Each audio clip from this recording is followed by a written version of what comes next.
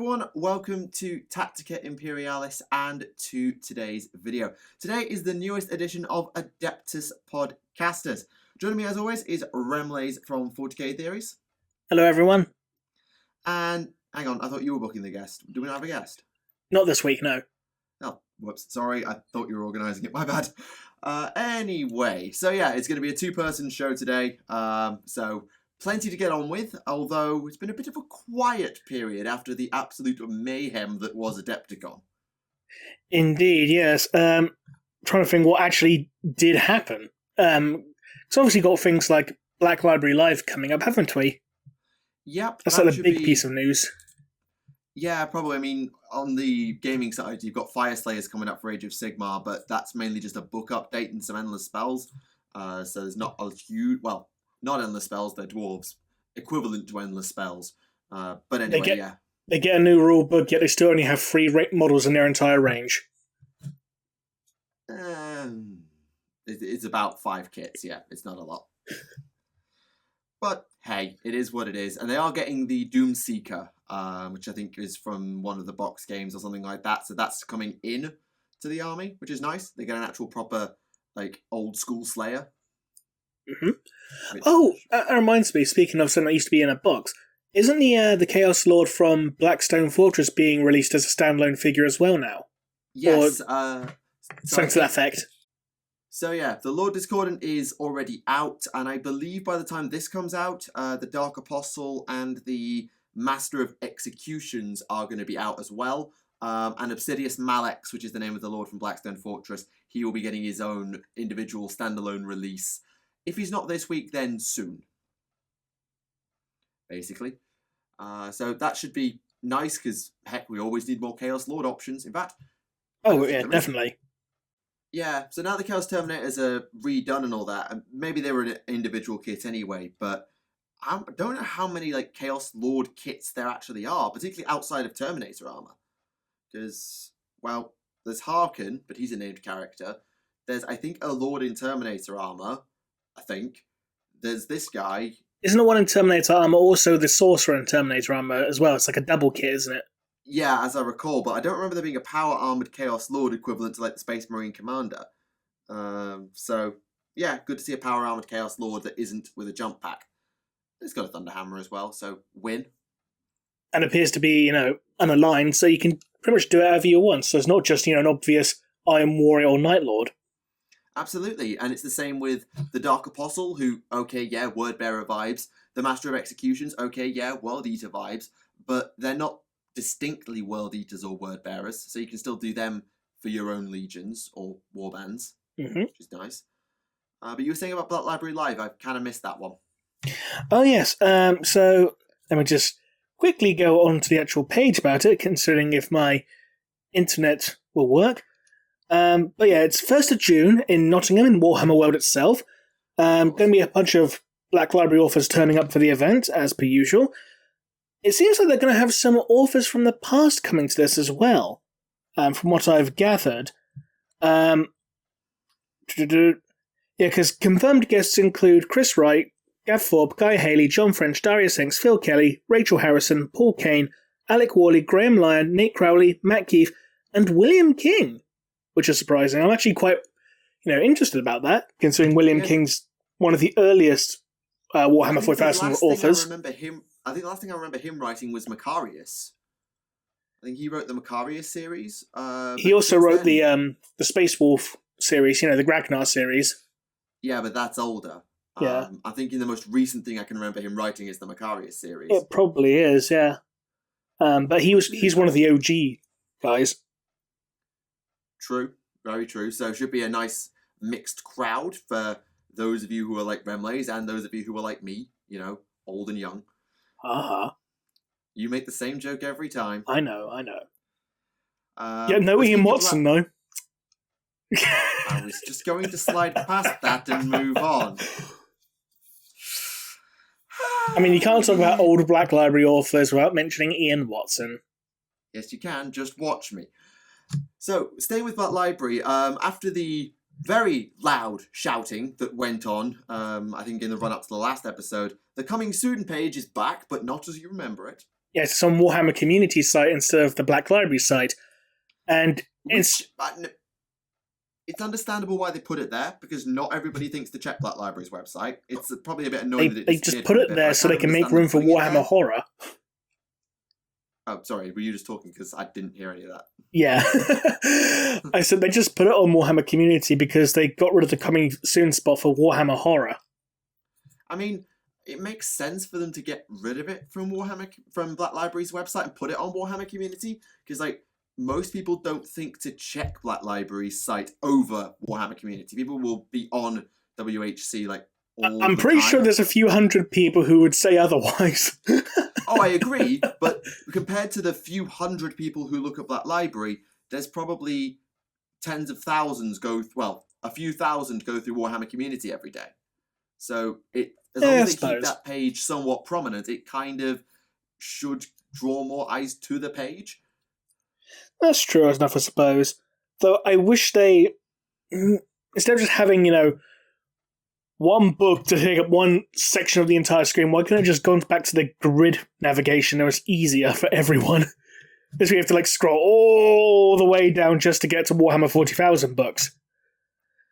Anyway, but yes, we now at least know for certain when the Comrade Curse Limited Edition is coming up. Thank fuck for that. That's the important thing, ladies and gentlemen. I think you'll all agree. Of course. Of course. They have announced some new books. There's a book about the Gloom Spite coming out, which you might be interested in. Yeah, I saw that one. I was like, oh, that could be kind of interesting just to see how... It's kind of, again, I talk about this a lot with Sigmar. It's like setting building as how the rest of the realms interact with everything that's going on and sort of grounding it back in that pseudo-reality. And the Gloom Spite are an interesting faction in their own right, so I'm kind of okay with that.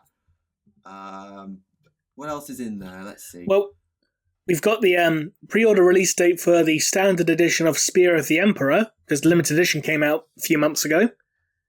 And that's going to be available on the 8th of June in standard edition. So if you missed out on the special edition, you can get it then. Yeah, I'm just looking through it now. Is Agents of the Throne linked to anything in particular? Or is that... No, there's a sequel to Watchers of the Throne in here, but it's not that. Agents of the Throne is its standalone series. And it's an audio drama series. Yeah, I feel like though I did see that there is a sequel / tie-in to Watchers of the Throne in here somewhere. Yeah, there's a sequel to there's a sequel to Carrion Throne, which is the Hollow Mountain, the second in the Vaults of Terror series. Okay. Which would be interesting because Carrion Throne was a great book, and I like to see where the story continues because, Erasmus Crowell's actually kind of a likable character, even though he's a bit of a dick. Yeah, and Chris Wright does say in the little interview about the Hollow Mountain that it does link to Watchers of the Throne as well. Yeah, because he wrote that, so... Yep, that makes a lot of sense. That reminds me, because the main custodian character from Watchers of the Throne, he was actually a supporting character in Carrion Throne. Makes sense. We've got another book in the Death Watch series of Talon Squad. I read the first one of that series and I quite enjoyed it. And it's going to be Tau. So of course you'd like it. Oi. We'll get to the Tau book that I have actually been reading later. So yeah, it's interesting because it's an Inquisitor potential defection. Oh my god, the tie-ins are too damn obvious. Anyway, I'll get back to that. A Chaos Champions book that is that Lucius on the cover? Or is that just some random Emperor's Children dude? I think that's... Well, it's not Lucius because he hasn't got the Armor of Screaming Souls. I think it might be Eidolon. Eidolon had a Doom Siren. Oh, yeah. So not sure on that one. Could be just random Emperor's Children, dude. Yeah, quite. A Harlequin's audio drama with a potentially sneaky Death Jester doing shenanigans. Yes, that's a sequel to... Is that a sequel to Mask of the Vile? It's by Gav Thorpe. Because there was another Harlequin audio drama a while ago. So it doesn't say here. Let me have a look at the... Does it? Doesn't say here, unfortunately. And then in Heresy, Slave of New Seria's Standard Edition is on pre-order 25th of May. Guy Haley's Stat Titan Death is getting re-put out, as is Old Earth. They're going on pre-order 1st of June. Those will be the paperback, I think. I'd assume so. Solar War, if you didn't already know, is on pre-order the 11th of May. Well, unless you managed to get the limited edition. Of course. Shut up. It was a good book, though. I can discuss all the spoilers if you want later. If you've read it, and we may as well. We've got a couple of Necromunda things, including, I think, is that Gore Halfhorn? Getting a mini audio? Yeah, that was from the audio. Sorry, let me start again. The Venators CD is basically the 3 audio dramas they released over Christmas of the Bounty Hunters. Okay, that makes sense then. And then they're good audio dramas though. Like, there's no narration. It's purely like just story and sound effect. There's no narration. That makes sense. Fair. So yeah, Gloomspite. Does it say what realm it's in? No, it doesn't. Does the interview say what realm it's in? Because I'm curious.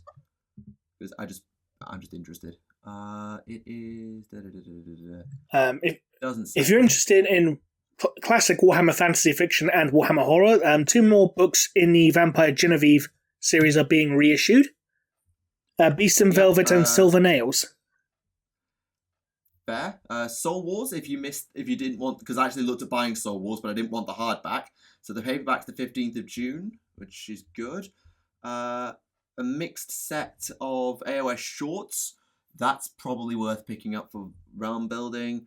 Rulers of the Dead. Neferata and Nagash. That could be interesting. Yeah, that's... And again, Josh Reynolds is behind that one. Well, it's Josh Reynolds and David Annandale. Yeah, but like Josh Reynolds is the AOS lore guy, kind of, in his own way. I suppose, yeah. Because he did Soul Wars, didn't he? He did. We did Soul Wars, and he did a lot of, I think, in the Realm Gate Wars. He did some of those as well. And then, is that the origin story of Korgus Kull? Or is that a prequel? I think that's the origin story of Korgus Kull by Gav Thorpe, and it's going to be probably following his rise, which should be interesting. Was that Red Feast? I look forward. It is. Yeah, Athel Cole, yeah. Yeah, I don't know if that... I can't remember off the top of my head if that is Korgus Kull, but is the right territory, the Flamescar Plateau. I'll have to look in the AOS rulebook to see what Actually's lore said about Athol versus Korgus and Co. Fair enough. So yeah, lots of interesting stuff from Black Library. And to be fair, that's something I wouldn't have never looked at had it been on Black Library's website. I just forgotten it was there. But now it's on Warhammer Community, I'm going to be able to just check it more often because I know it's there. So it's kind of served its purpose in my world. Yeah, look at you being the little shill for it. Aye! Though speaking of things changing and moving around, there's a new Warhammer logo. Oh yes, which is part Hammer, part Aquila. Yep, it's Galmaraz on the left-hand side, and then instead of like the sort of classic curved sort of stabby end, I don't know what you call the stabby end of a hammer, sorry, you've got the Imperial Aquila instead. I kind of like it. Did you see the trailer they put out for, like, you know, some things are best in pairs, and they had, like, you know, peanut butter and jelly sandwich, salt and pepper, and then it had, like, eagle and hammer. And there was one, I know it's supposed to be peaches and cream, but the way it was shot, it looked like apples and milk, and I was thinking at first, who the fuck eats apples with milk? Yeah, I don't know what they do in Nottingham, but hey. Oh dear. But anyway, yeah, that's a thing. They haven't actually updated Warhammer Community to have anything to do with this new logo yet, but we'll see. There's a lot of trailers saying it's all Warhammer. There's a new webcomic series, Chaos Undecided. Classic pun. I very much approve. Oh yeah, I've seen the artist. He does a lot of meme comics I've seen. It's nice to see that Games Workshop's getting a bunch of people from the community actually involved in some sort of official capacity. Yeah, because he got the artist who does the Eagle Ordinary comics. He's like very brought on to do a lot of the artwork for Warhammer Community as well. Yeah, absolutely. And I know that they've had various people who I know in the community on the website before. So there's an AOS lore news collector guy, AOS Shorts, who's been on there before. And I think some of the miniature painters have irregular posts or series either in White Dwarf or on Warhammer Community. A lot of the tournament organisers like Frontline Gaming are on there from time to time.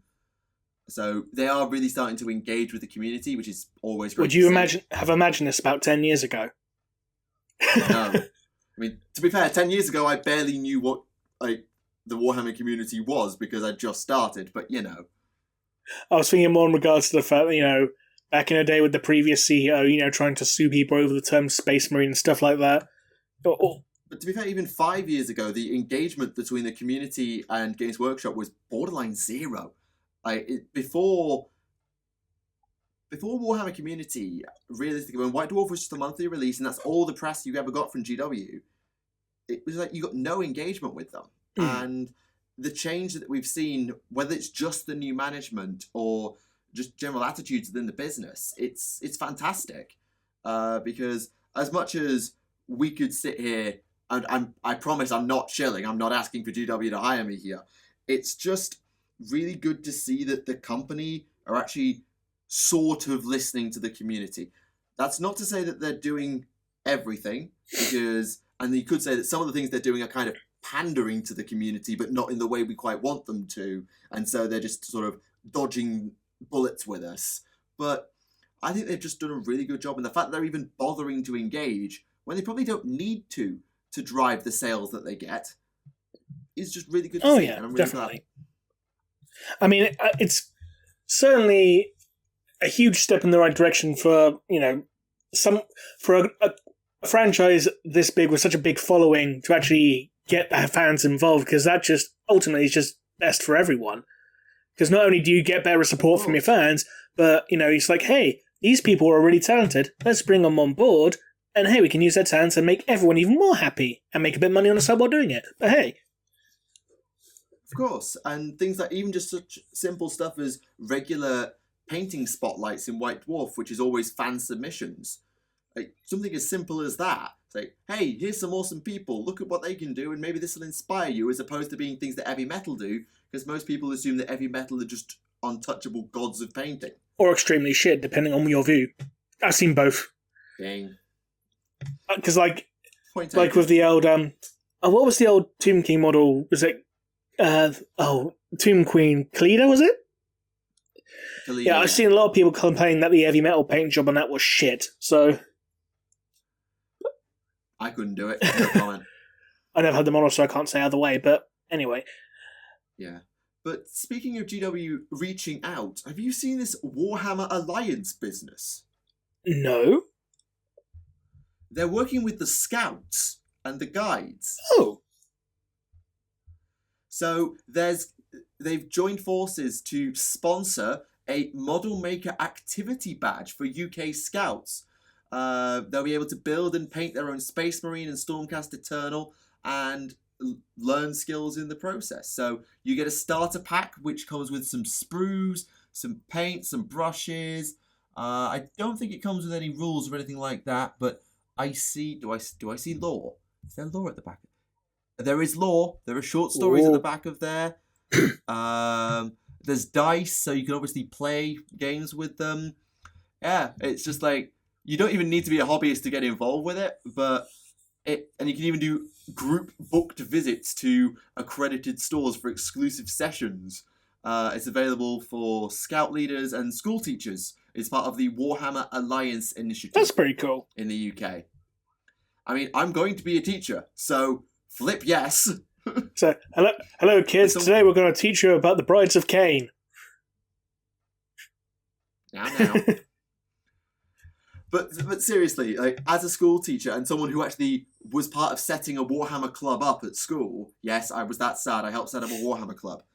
It's one of those things of getting together with a few friends to actually play a few games and booking a room and whatever is kind of fun to do. But when there's a member of staff who can help organise it, because we had a teacher who was able to weasel us a day off school to go to Warhammer World to compete in a school league friendly tournament. Nice. And now that GW are actually officially sort of reaching out and having proper starter things, it allows teachers as well as students to sort of introduce the hobby as opposed to just writing in punny exam questions, if you remember that. Oh, yes. That was so good. But yeah, I think this is something depending on whether I want to introduce the fact that I'm a Warhammer YouTuber to my students, because that could be a double-edged sword, let's just say. Something to keep in mind. All your students coming and spamming your page in the comments saying, "I see you at school," kind of thing. I'm less worried about the comments. I'm more worried about my Discord. I'll be honest. Fair enough. But anyway, that's a problem for future me. I've got to get through my exams and stuff first. So what else have we got? Not a lot. Really not. I'm sure there's a new Primaris Lieutenant coming out somewhere. It's always the go-to. Not really. I think. Well, Malevolence has come out, Book 8 for the Heresy, but I don't. Well, I and you haven't got around to reading that yet, so we can't really comment on it, and neither of us play it so much, if at all. Yes, unfortunately, I haven't been able to have a deep look through, though. We did get to look at one very brief, interesting thing about the Blood Angels prior to their reunion with Sanguinius. You know, the Cult of the Reborn. Yep, credit to Oculus Imperial, our previous guest, for giving us this information, so thank you for reading ahead so we didn't have to. Indeed. So yeah, go for it. Right, so essentially, prior to the Blood Angels being reunited with Sanguinius, wherever the Blood Angels went, the Ninth Legion, as it were, they had a religious cult following them around, preaching a bloody creed of sacrifice and blood, offering up to the red-handed angels they worshipped, so that they might join them in an eternity of war. And then, eventually, the Emperor was like, "Alright, Terra's been reunified, you lot, stop it."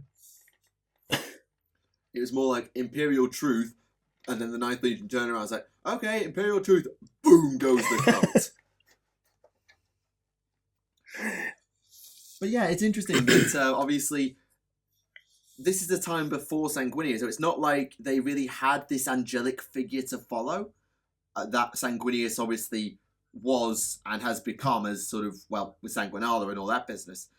So I'm interested to see why the Ninth in particular picked up that following. Why would they? Because they were so goddamn handsome. That's my argument.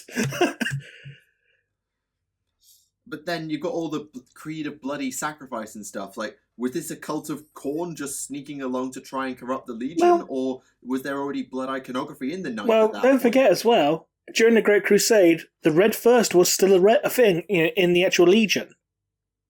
It was incredibly rare compared to modern day standards, but it was still a thing. So maybe they learned about it and just thought, hey, vampires, let's go and worship the vampires and dress up as the goth kids, that kind of thing. Possibly. Do we know if the Ninth had a name before? Off the top of my head, I don't know. Okay, just wondered if we'd seen that. And I'm sure people who've read Malevolence will fill in all the gaps we don't have yet in the comments, because thank you, comments. Yes.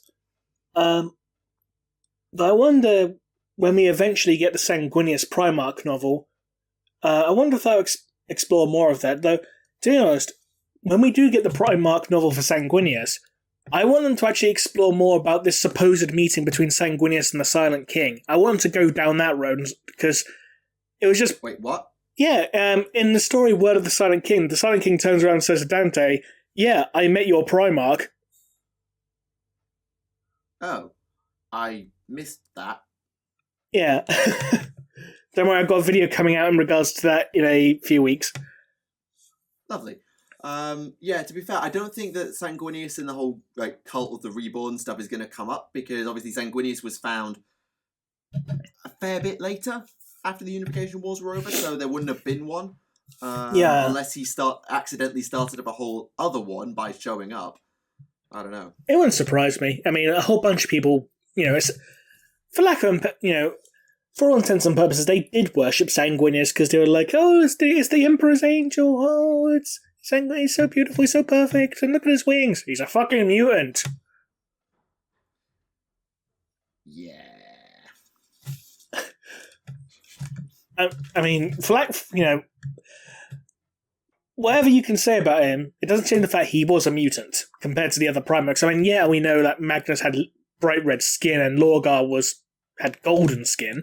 Some people say it was legitimately gold, and some people think it was just, a tan, But, yeah, you can't really get round past the wing thing, unless you subscribe to the whole angel being the proto-Primarch theory.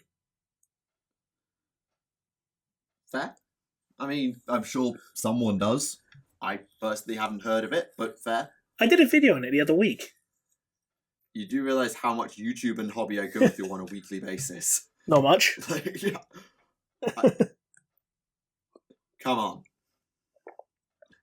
But yeah, fair enough. I personally don't subscribe to that particular theory. Fair enough.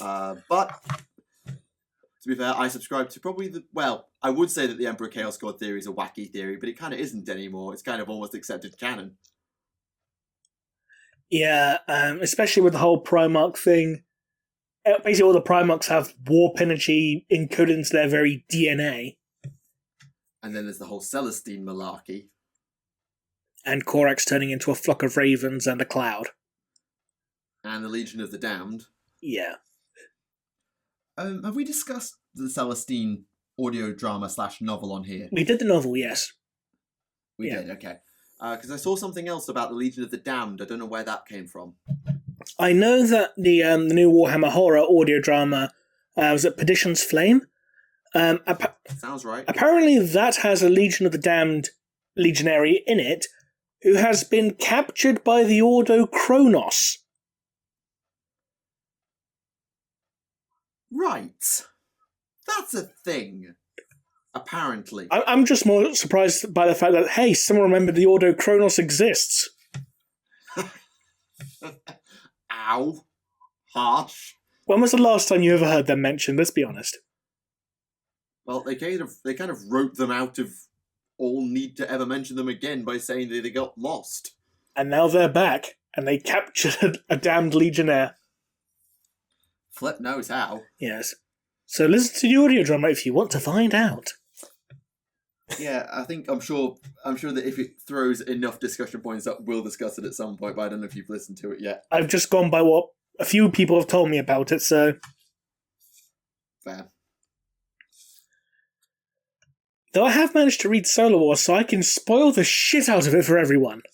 Okay, so because there's two of us, we're going to kill some time by the fact that we've done some reading. So you've got Solar War and something else to discuss? Yes, about the first 2/3 of Wild Rider. Which is the sort of Ivrain series, if you like. Yes, it's the second book in the Rise of Inari series. Yeah, and I finally got round to reading Crisis of Fate, the Farsight novel, because I was away with some friends and they were all hungover until 1 a.m, so I had nothing better to do. So I read. And how long ago did I give you that book? I know. I've been busy. I've been very busy. But I did get round to reading it, and I'm very glad that I did so. I'm not happy. I told you it was a good book, didn't I? Oh, it's a very, very good book, but I'm not happy. Anyway, you start, because...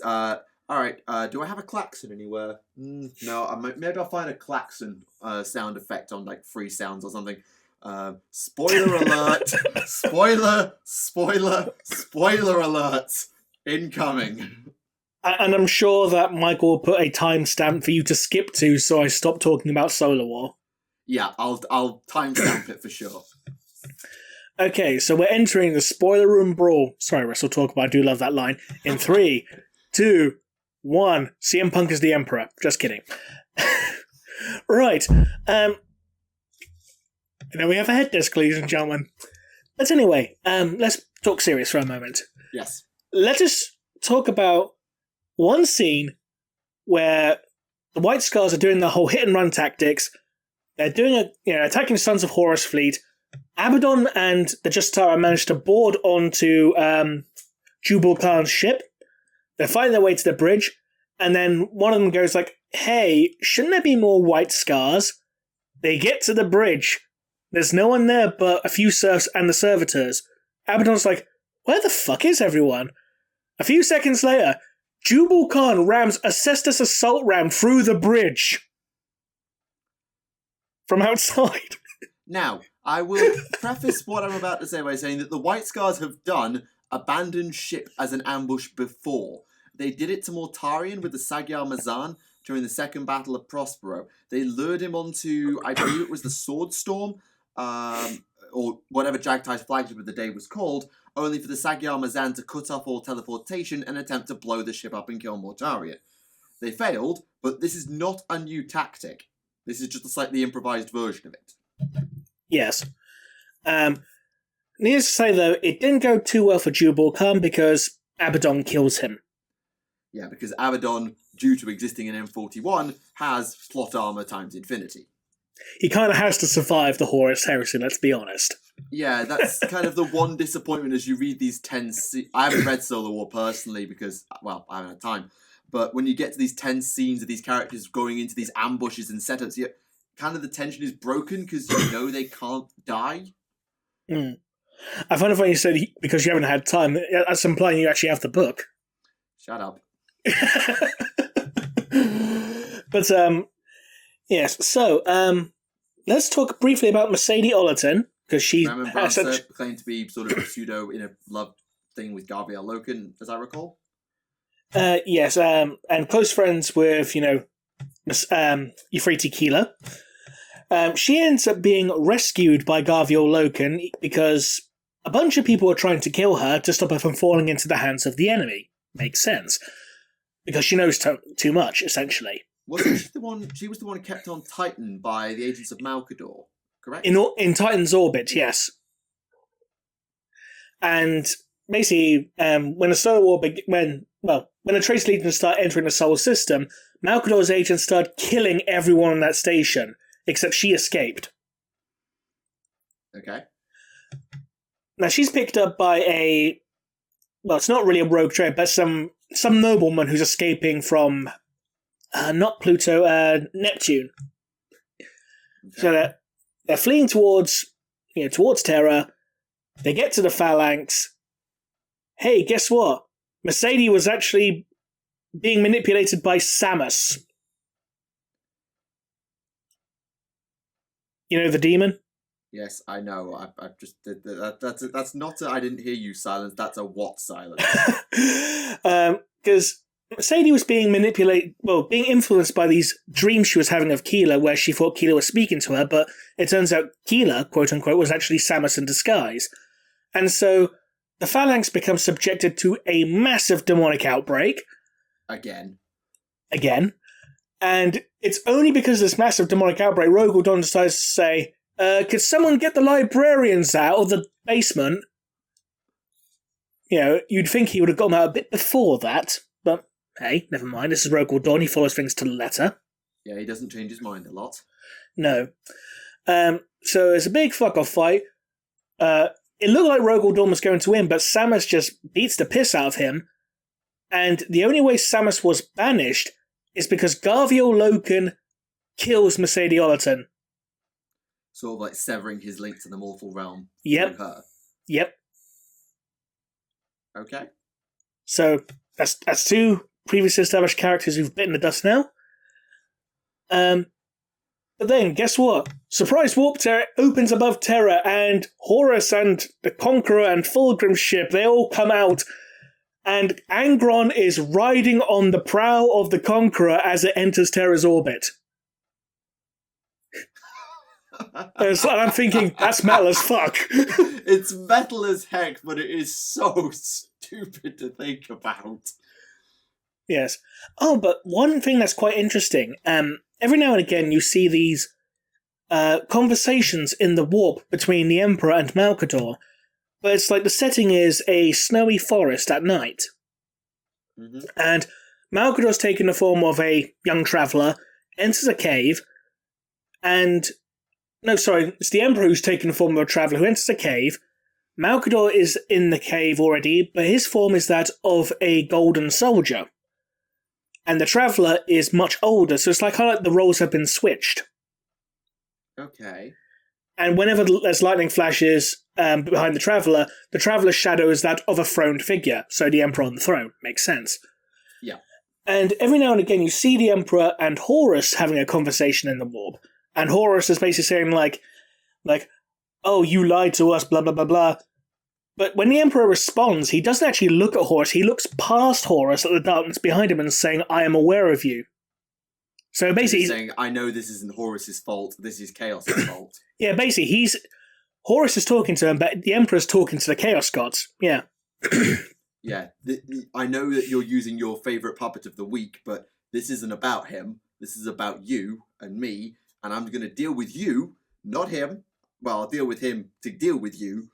And to be fair, he kind of does, because he beats Horus so badly that Horus is abandoned by the Chaos Gods, so he does exactly what he says he's going to do. Yeah, fair. Do we glean much information from these Emperor Malkador conversations, or are they just cryptic nonsense? A lot of it is cryptic, I won't lie. And a lot of it is also things like, Horus is coming, blah, blah. Essentially, it's like, he's rushing because Gilliman's snapping at his heels. Yeah, and I like the idea that Horus and co. skipped Sol and just jumped to Terra, because there's no reason if they came through Sol, like knocking out the defense of Pluto, Neptune, Uranus, Saturn, Jupiter, I don't know if Titan disappeared fast enough, considering that they were clearing out Titan and Titan's orbit. They weren't exactly disappearing Titan. They were killing everyone on it, or at least in its orbit. And Mars's blockade wasn't lifted at any point. So if Horus had gone through Sol, that would have meant he'd had to have ignored Titan and not bothered attacking it, which would have absolutely screwed the Grey Knights, and also ignored the Dark Mechanicum or broken his forces trying to attack the Martian blockade. So it makes sense that he's jumped straight to Terra, and it explains that sort of, not quite plot hole of why did Mars not rejoin? Because he skipped it. Yeah. I mean, because the bulk of Horus's fleet is basically pushing through the solar system, pushing past Pluto, Neptune, all that lot. But that's pretty much being led by Perturabo at this point. Though Abaddon does manage to capture Luna, and he also captures the Lunar gene vaults. That makes sense. I mean, Luna's right next to Terra. Makes sense. And now Luna is producing Traitor Legion Astartes for the Siege of Terra. And bear in mind, before he captured this, what Abaddon and his men had to fight, giant robot lions and bears. That's awesome. And also, I'm happy to say that Zardu Leia gets mortally wounded by being bitten almost in half by a robotic lion.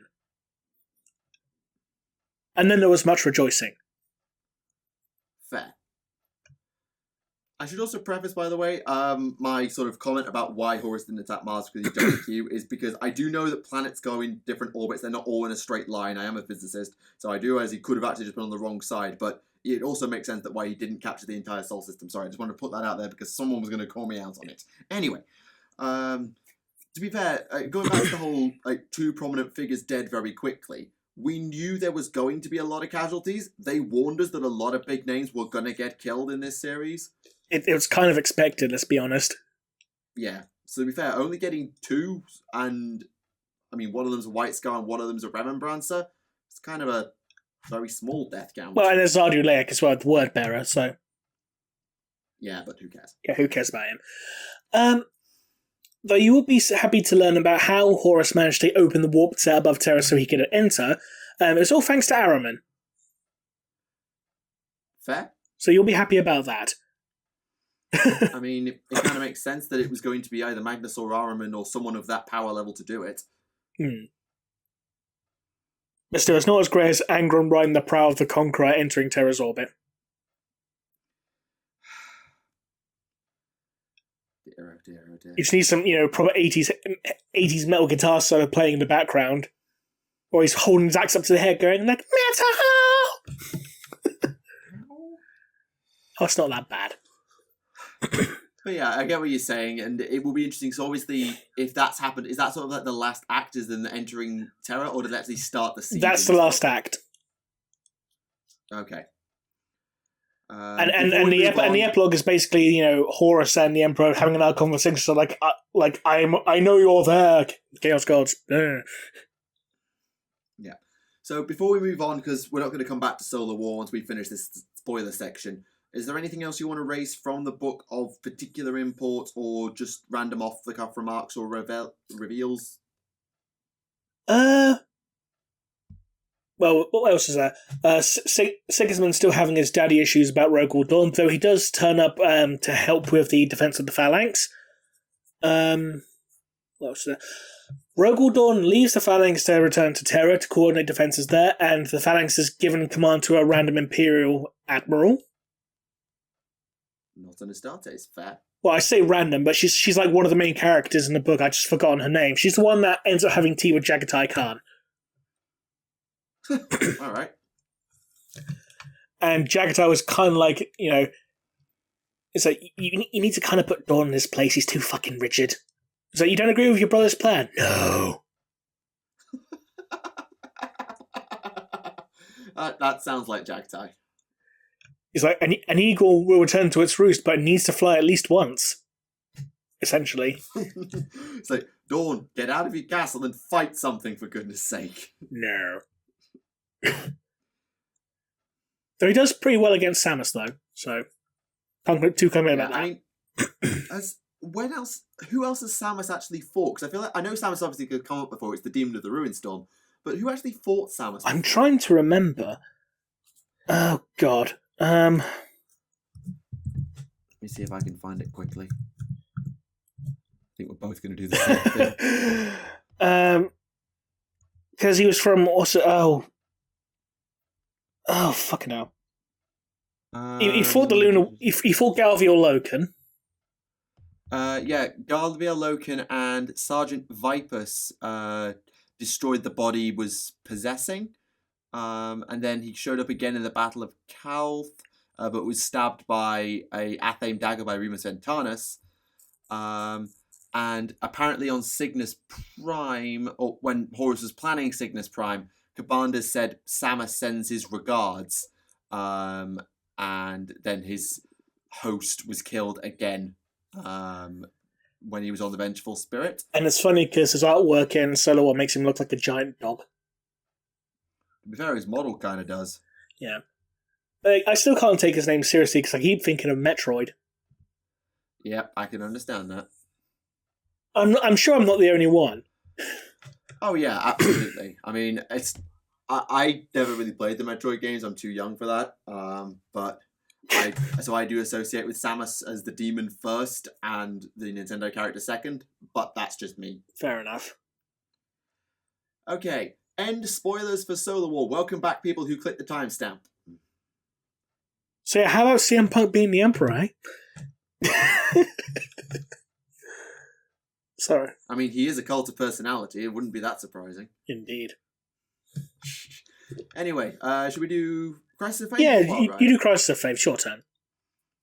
Okay, so Farsight Crisis of Faith. This book is set, I'm sure most of you have read it by this point, but I feel like it's worth discussing. This is set just after the Imperials have withdrawn from the Damocles Gulf Crusade, as the Farsight expedition prepares to recross the Damocles Gulf and conquer the worlds that will go on to become the Farsight Enclaves. And I know the Ethereals are generally renowned as being bleeps, but oh my greater good, the bleepishness of the Ethereals is so bleeping ridiculous. It's unbelievable. Well, bleep me. Yeah. So a lot of the story is told from Farsight's perspective, obviously. Although you do get cameos from Shavastos, and you also get quite a bit of time with Commander Bravestorm and Oblotai, the third iteration of Oblotai. We're on iteration 9 in the modern era. And the third iteration of Brightsword, I think we're on iteration 5 in the modern era. Yeah, so there's been a few Brightswords genetics and a few Oblotais. It's an AI. Mm.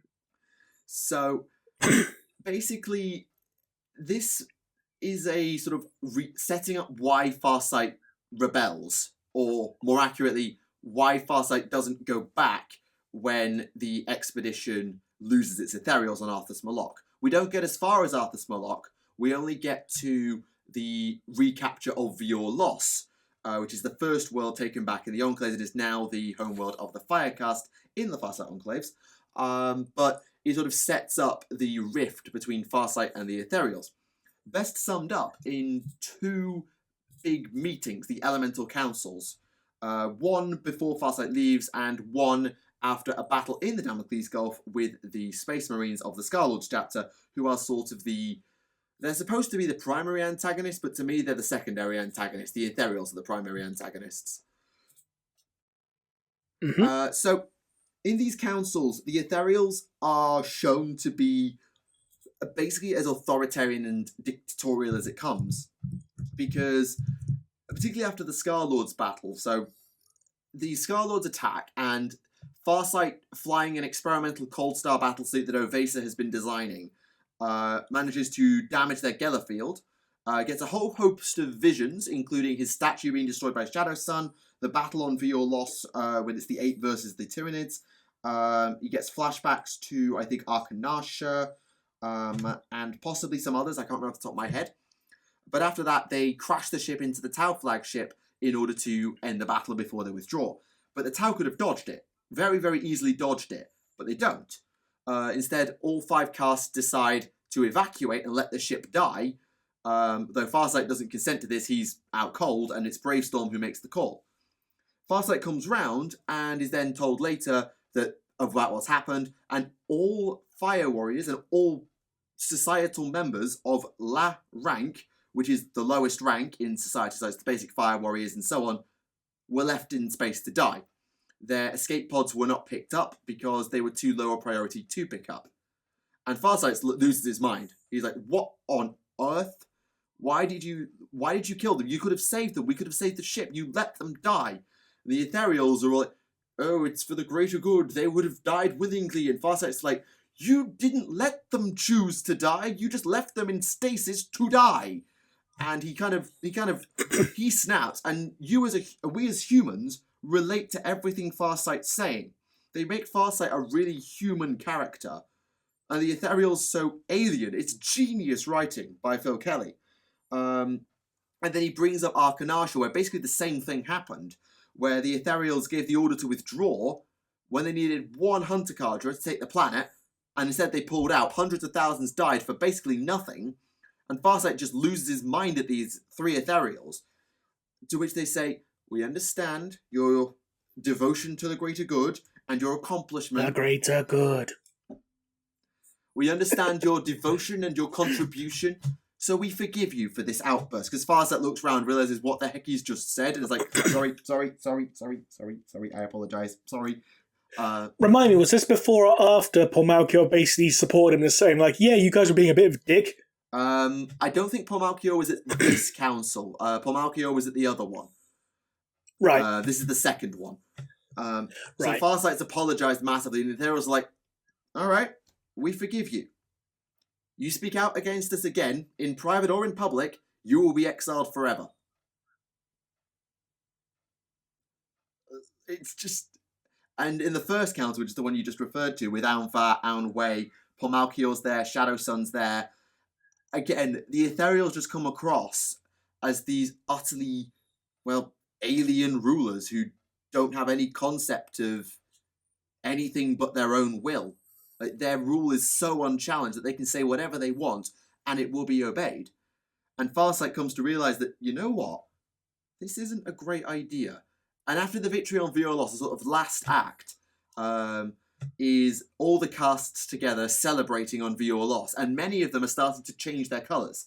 From the colours of Delith or the colours of Tau to the colours of Arcanasha, which is Farsight's distinctive red. Which are now the colours of the Enclaves. They were the colours of Arcanasha. And I think it's Brightsword remarks to Farsight, look, High Commander, all the casts are out together celebrating. And Farsight looks around and says, yes, all save one. End. Mm. So it doesn't really discuss his dissolution with the Ethereals, but it sets up the reason why when those Ethereals die on Arthas Malok, he doesn't go back. He's been told there are no reinforcements coming, despite the fact that he's lost billions to the Void. All the basic workers, the basic diplomats, the basic troopers, everything is dead. Billions of Tau have just died, but he's going to have to make do with what he's got. And it becomes so obvious that he's going to turn, and incredibly, he turns an Inquisitor, sort of. Yes, the Inquisitor who was... she was basically operating as a double agent, wasn't she? Yep. So her role as an Inquisitor was sort of to pose as a Gay Vesa ally, a mind scientist, because she was a psyker, and sort of advise the Tau about Imperial strategy and so on and so forth. Farsight at the same time is working on its Mirror Codex, so you sort of get what I'm going with that. But at the end of the book, Paul Malchior, or the demon possessing Paul Malchior, attempts to kill her, and then Farsight. And Paul Malchior / the demon screams at Farsight, you know the Ethereals are going to betray you, right? And so on, and this and that and the other. And Farsight, I forget the exact quote, I should really read it again. It's kind of like, I know, but I don't care, you're dying now. And he kills him. And in her final log, Inquisitor Herat, I think her name is, writes that she's going to stay with the Tau. She's attacked a Space Marine in the previous engagement, because the Scarlords attacked on Violos. She's attacked a member of the Astartes and basically turned her back on the Imperium. But she hasn't done it because of belief in the greater good or anything like that. She's doing it to save the Tau for themselves because they're so oblivious about demons and chaos and the warp. Indeed. Yeah. Sorry, I realise I've pretty much told the entire story of the book, but you should really go and read it. Like, there's a small amount of insight into Tau civilian life. The interactions between Shadow Sun and Farsight are really intriguing to see how those two interact. It wasn't a bit like early on where like he's trying to hold her hand, she's like, "Stop it! It's embarrassing." Kind of, yeah. But you can tell how much they respect one another. And Shadow Sun's like, the commander on Violos who's leading the rebellion against the humans. You can trust them. They come with my personal recommendations. She sort of tries to set Farsight up to do well before she's put into cryosleep before the third sphere. And Bravestorm is really well characterized as this sort of slightly unhinged murder bot because he's like entombed in a life support suit but just won't stop wanting to murder. Brightsword is as impetuous as you'd expect, and he uses his fusion blades very anime style with like the cross sword slash. It is. I just read that passage. I was like, oh my gosh, you anime weeb. Oblotai is. What you need to do is play. You need to play Stringstorm's Farsight song in the background when you read that bit. Oblotai is fantastic because he can upload his personality into different suits. So Oblotai the Broadside becomes Oblotai the Stealth suit, becomes Oblotai the Drone to keep his personality alive. And you meet Oblotai 4-0 at the end. It's the same person, just smarter. Ovesa gets a lot of time, and it's quite funny because Ovesa's working on the first Cold Star, which is the flying one, if you don't know which one that is, the XB-86. And he's speaking to Farsight in the beginning of the novel as they're packing up to go on the expedition. It's like, you know, this suit could really do with a test pilot. And Farsight's just like, no. And it's heavily implied that Ovesa wants it to be Farsight, and Farsight's just like, no. But then he needs the Cold Star, and he just jumps into it because he needs to go into space. It's like, oh, thank you, Ovesa. I could really give you a hug right now because it's designed to fit him perfectly. Oh no, there's a giant flying chicken. The bit where he's attacked by the Helldrake? No? I may admit I probably wasn't paying enough attention when I read the first chapter on Arthur's Moloch, because I sort of knew how that story went. No, this is in space. Like after he's, overloaded the Gellerfield in the ship and he's escaping, and as he's escaping, he's being chased by a Helldrake in space. Do you not remember that bit? I probably skipped over it because I was too busy digesting all like the visions and trying to get back to what was going on in the Corvatra. I read a little bit too fast sometimes, so I do miss the odd detail, but just a really, really good read. The only thing I'm sad about is that it doesn't translate perfectly into the rules, because back then Farsight had a fusion blaster and his shield generator seemed to have a ground pound ability. Phil Kelly, if you watch this, can we have that back in the rules, please? Can we give him a fusion blaster on his next model, because he really needs one? Make an upgrade or something. Or an option, at least. And give him a repulsor impact field. Yes, I know Arakon's got one, but he should have one too, because his shield could do like a ground pound.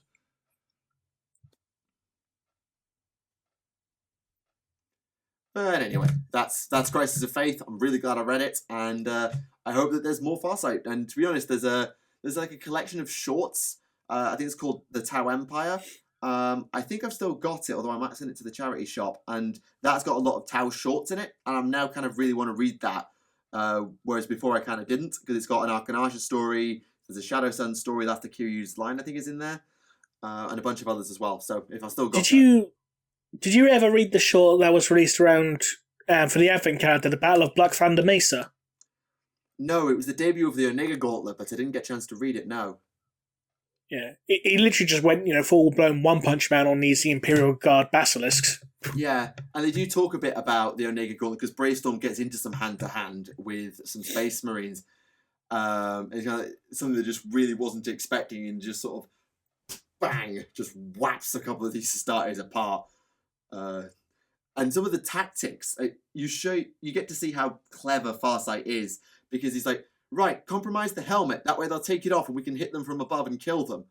Or they'll go into a standard codex pattern. Okay, I have a mirror codex, I know exactly what you're going to do. Consider yourself countered. And so on and so forth. It would be quite interesting to see how he tries to use his mirror codex on a chap that isn't codex compliant. It's like, hey, that's cheating. Maybe, but it's just...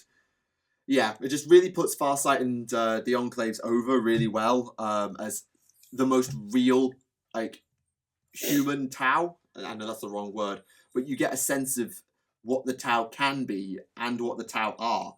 Because obviously, Farsight is our viewport to see the rest of the Tau Empire, but through him and Paul Malkiel, you get to see emotions that you'd expect humans to have in those situations, whereas when you see it from some of the others, you don't get that. You get that sort of classic, oh yeah, greater good, away the ethereals, so on and so forth.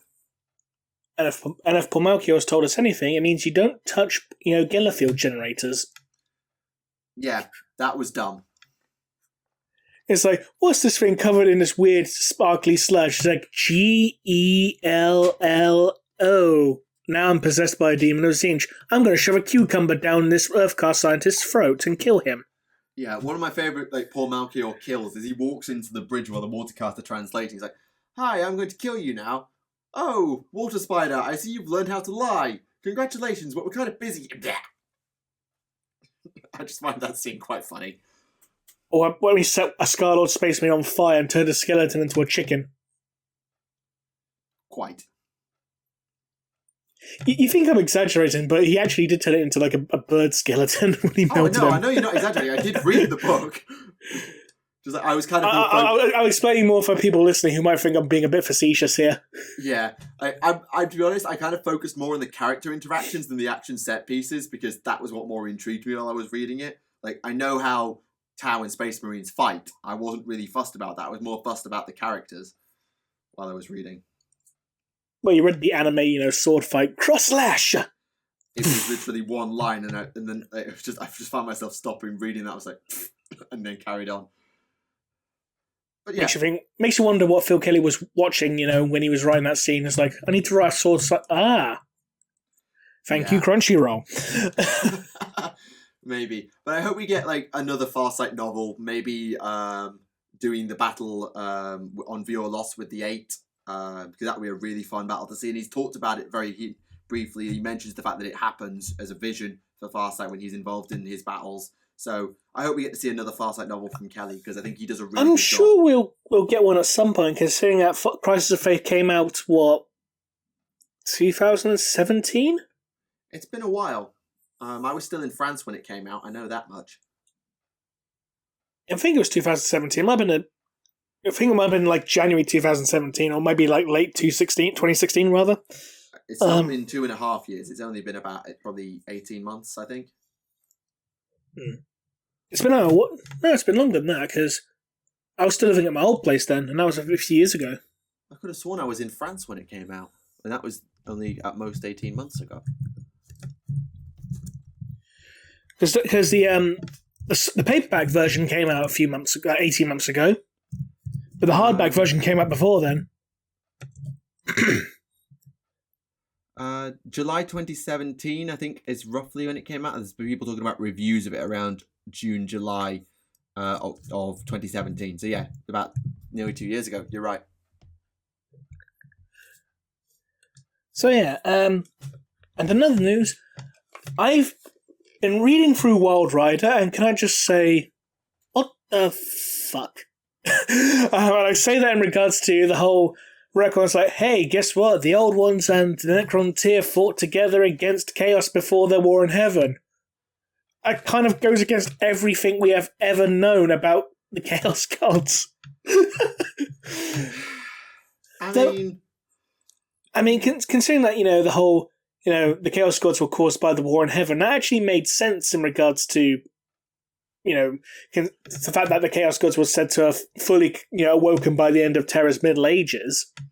Yeah, and the whole origin myth of the Nightbringer and the Shard of the Reaper planting the fear of death into mortals, and the corruption of Cain with the Shroud of the Reaper causing the emotions that formed the original nascent Chaos Gods was sort of the original origin myth that we knew. Yeah. And also, we have a little bit of a flashback in regards to the War in Heaven, and it seems to imply that the Old Ones were not giant magical space frogs. It seems to imply that they were in fact... Well, they were like avatars of Cain, but taller than a phantom titan. I know the Old Ones view the Necron as being ants, but I didn't think it was in a literal sense. Yeah, this story is told obviously from an Eldari perspective, so it's possible that the Old Ones, kind of like demons, appear in the eye of the beholder to be whatever the beholder perceives them to be. So if they were rulers and relate as almost deific power levels, seeing them as avatars of their own gods would kind of make sense, but we don't know if that's how the Old Ones operated. No, of course. Though in that series, scene, it also did flashback to how there were cities in space larger than any craft world, and if they were, beings the size of... If they were, in fact, literal titans in this regard, it makes sense for them to live in cities that are bigger than a craft world. It does. It does.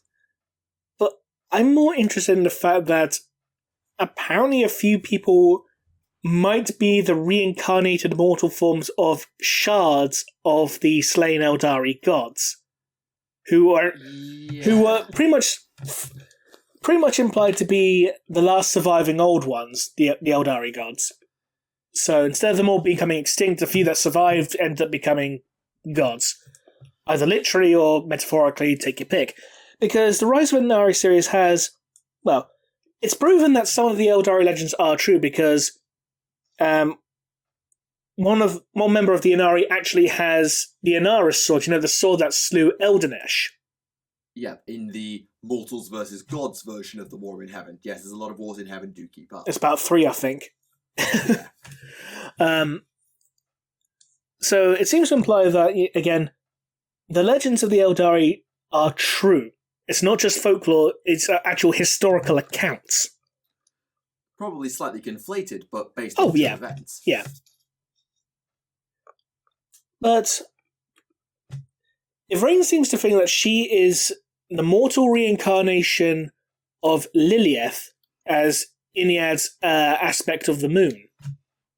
And she also seems to think that Eldrad Ulthran is somehow related to Morai Heg,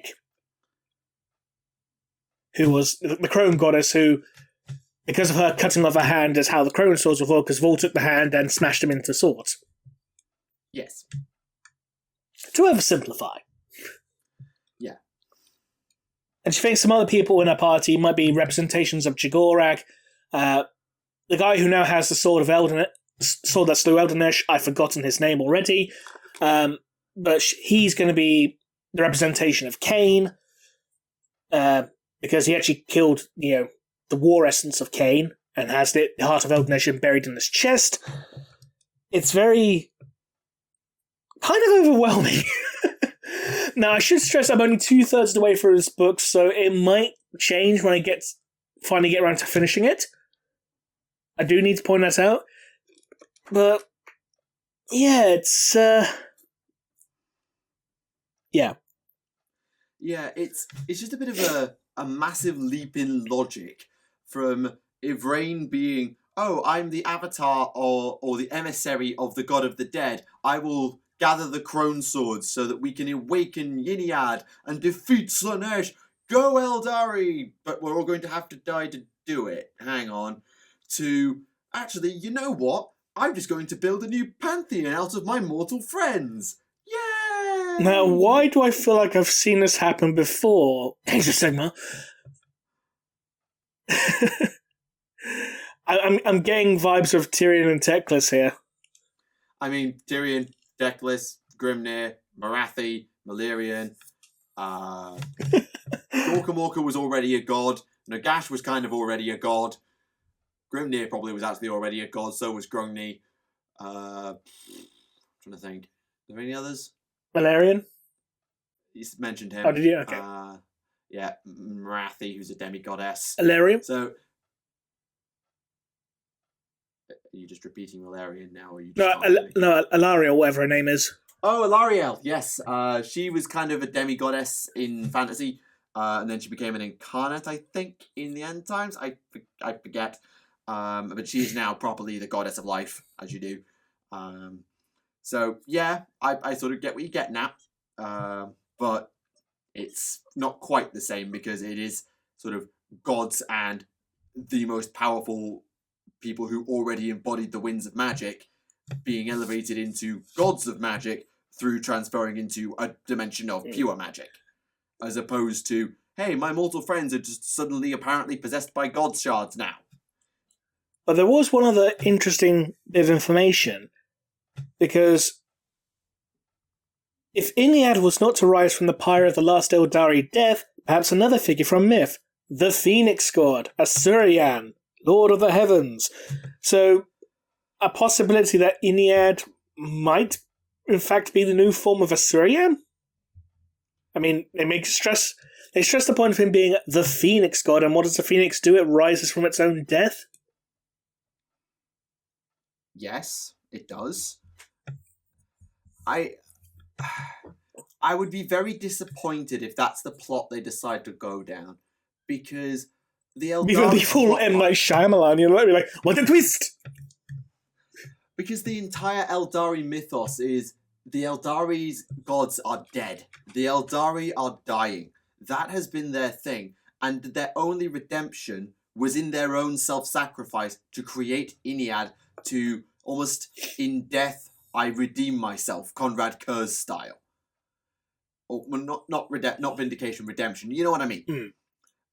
That's been the Eldari's plotline, and then Ivrain comes along and they sort of further that plotline. Yes, Iliad is coming, but I'm going to have to do a lot of really crazy stuff to make it happen, and that's fine. I don't think a swerve where they basically recreate the Eldari pantheon will go down very well, and I hope that isn't the plot thread they're going for, because it kind of subverts everything we know about the Eldari to, hey, it turned out they could save themselves all along. Like, they've had their gods walking amongst them and never realised it. Right? How? How has no one noticed? Like, I know Eldrad isn't quite as perceptive about death as Ivrain is, but he's still bloody smart, and he's been around that long. I think it would be a real bad subversion of expectations and a bit of a swerve that people would be like, wait, what? I mean, making Eldrad the new Morai Heg, I think, is a bit more of a interesting swerve than just saying, hey, guess what? The Phoenix Lords are actually the mortal incarnations of the gods. Yeah, like Eldrad... Because that's far too obvious. But Eldrad being some sort of like shard remnant of a god, kind of... They sort of hint at it. It makes sense because he's so old.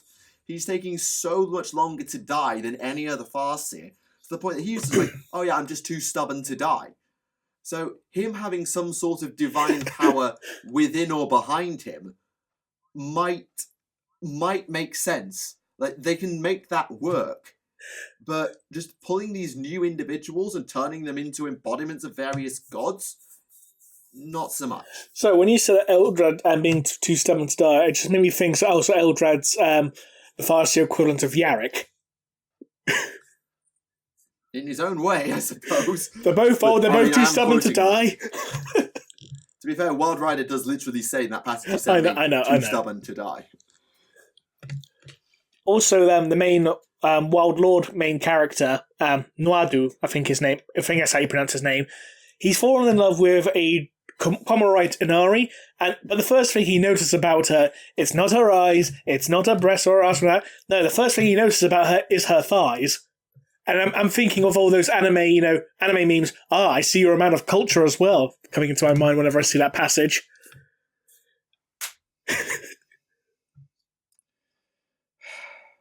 Moving on. Well, he does make a point of saying, like, it's like his eyes could not be taken away from the alluring curve of her thighs as they straddled her jet bike.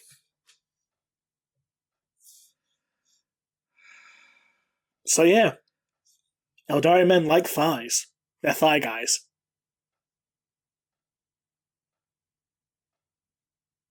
Tumbleweed. let's just move on, shall we? We'll pick up with Wild Rider next time when you've finished it, I'm sure. Yes, once I've finished it. Though the main Necron character, who we see very few glimpses of, is called the Watcher of the Dark, which keeps making me think Watcher in the Dark, and I'm thinking of this I'm thinking of this very, very tiny Necron in a robe. Even though that's not what she's like, but Watcher of the Dark, Watcher in the Dark, it's easy to confuse the two terms, so I'm now got this mental canon image of this little dwarf Necron in a robe, going like, "We're being invaded by the Eldari! Beep boop!" What's that? My midget voice.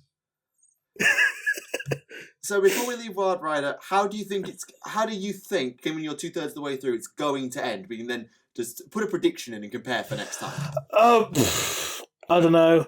I'm going to guess that the Wild Lord ends up joining the Inari. He ends up being he ends up being the mortal incarnation of Kurnos, God of the Hunt. Wild Lord, God of the Hunt, kind of links up together. He does wield a spear like Kurnos. And then the Gearingus gets belly rubs. I don't know. So you don't think that they're going to sort of dismiss the idea of, these individuals are the next Eldari Pantheon? You think they're actually going to stick with that? I think they're going to either leave it ambiguous or they're going to expand upon it. Okay. I mean, considering that the last book had them going to Eldonesh's tomb, I think they're going to go more down like, hey, let's explore more of the Eldari creation myths. Yeah, that's fair. We'll pick up with that then next episode, and we'll see if. And then we find out that book 3 of Rise of the Inari is them going to Nurgle's mansion and they see Isha.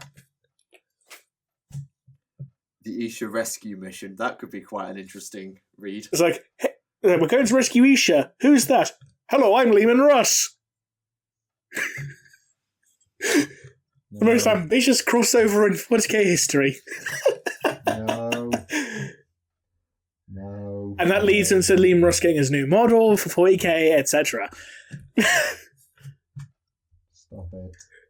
Please don't get any ideas, Gav. Please. Please do not do that.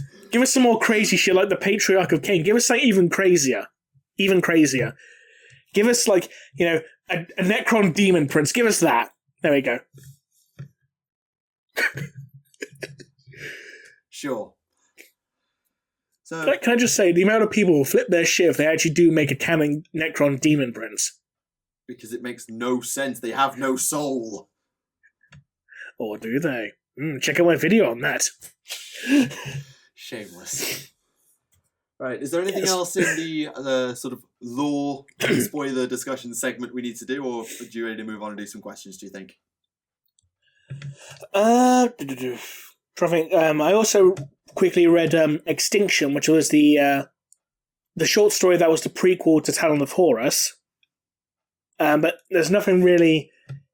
Oh, the only major thing that was in there was that the vengeful spirit does have a soul. Even though it's artificial, it is a true soul. Has it always had one, or has this replaced its machine spirit? It always had one. And it was a true soul, even though it was artificially generated.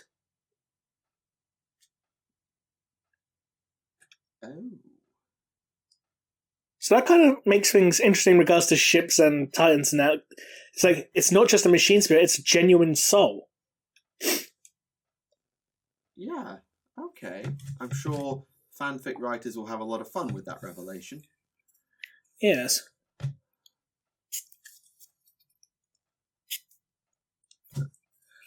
So I've just taken some nasal spray because my nose is bunging up. That's fair. So is there anything else to discuss, or shall we dive into some questions? Let's dive into the questions. And we might actually have time to do more than we usually do, as long as the internet holds up. Oh, yes. Right, question for Michael. First one for you.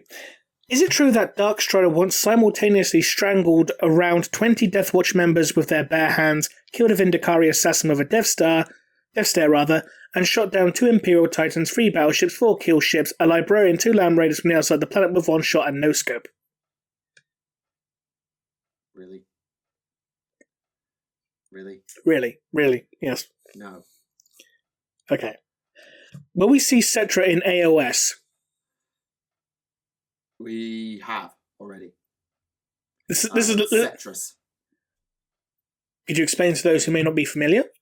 Yes, so from the most recent Hamilcar Bear Eater novel, there is a mention of a Lord Celestin Cetrus leading the war host known as, or storm host I think, known as the Imperishables in Shaish. And, Cetra was called the Imperishable when he was the leader of the Tomb King's faction, and he is regarded as being... I forget the exact description of... Actually, I'll go and find the passage and I will actually read it out for posterity. But basically, we think pretty confidently that Cetra is now a Lord Celestin, I'm afraid. Either that or it's a very, very on-the-nose Easter egg. Yeah, it's either that or a reference so on the nose that it's kind of ridiculous. So, here we go. Cetrus, he could be stiff, but he suffered no nonsense and he made things happen. Even I minded my manners when he was nearby. And he says he marches instead with the remainder of the Imperishals to bolster the garrison at Glimsforge, which is a city in Shaish, and it is noted as having a special loathing of the Undying King, that being Nagash, and we know Cetra and Nagash are not friends, never have been. No. Let's not forget the whole, Cetra does not serve, Cetra rules. Yep, and he now does. He rules his own storm host of Stormcast and probably answers to nobody but Sigmar when he has to. Only when he has to. Yeah. So it's not confirmed, but it is exceptionally likely that Cetra has been reincarnated as a Lord Celestin of the Stormcast. So there you go. Okay, question for me. What was the book that had a group of world eaters trying to escape the Conqueror? It was the short story A Rose Watered with Blood. How did it end? I'm guessing they died. Yeah, Lotara had them shot. Sounds about right. Well, I say shot, had them blown up. Same difference. Also, that was the same story where the Conqueror was being a giant cat. As in, leaving dead bodies in her bed for her as a gift. As you do. As you do. What are the chances of Vulcan returning? My local GW says that he is still alive even though it hasn't been mentioned. I did a video on that and I don't think Daddy's coming home. Yeah, it's kind of a weird one because he has his perpetuality back, or at least he did, but we don't know if he lost it again. Well, in Old Earth, the Emperor did say that Vulcan had suffered his true death.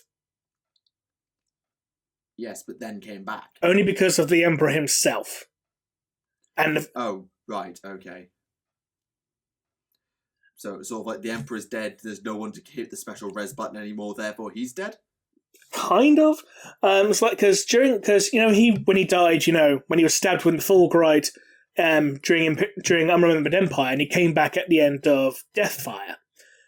Yeah, thanks to Artilus Numian and all that business. Old Earth has him awaken at the end of Deathfire, where he's talking to Eldrad Ulfrin, who's disguised as a crazy old man, because Eldrad, ends up having a journey through the webway, gets to Terra, has a talk with the Emperor. The Emperor says that you had, your death and resurrection, your final death, your true death that you had suffered. So it's kind of implied that it's like, that's your last go in your perpetualness, you're now mortal. Or as mortal as a Primarch can be.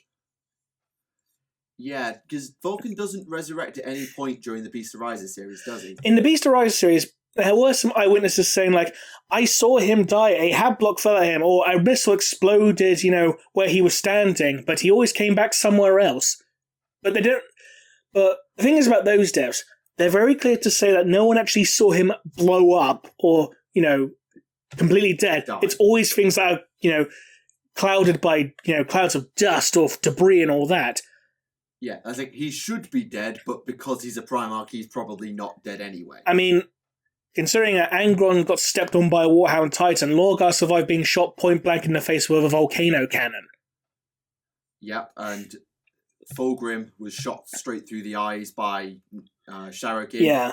Well, it took Fabius, but he didn't die. And also, an important thing to point out, because you know how Perpetuals regenerate their wounds pretty damn quickly, and things like death? In Old Earth, he had suffered wounds when fighting demons in the Webway, and they don't actually regenerate until the Emperor unleashes a huge blast of psychic energy across all of Terra. Implying that he's lost his healing and thus he's lost his perpetuality. Yeah. Okay. And plus the fact that I know people have been pointing out, it's like, yeah, but the beast survived the explosion in the Temple Gargant. And it's like, yes, but again, this is a Primorc, and if you compare an Orc to a human, physiology is just insanely resilient. I mean, let's put it this way, Orcs can survive decapitation. Yep, and having their heads split open, see Gazgul. Yeah, and Primorcs generally don't.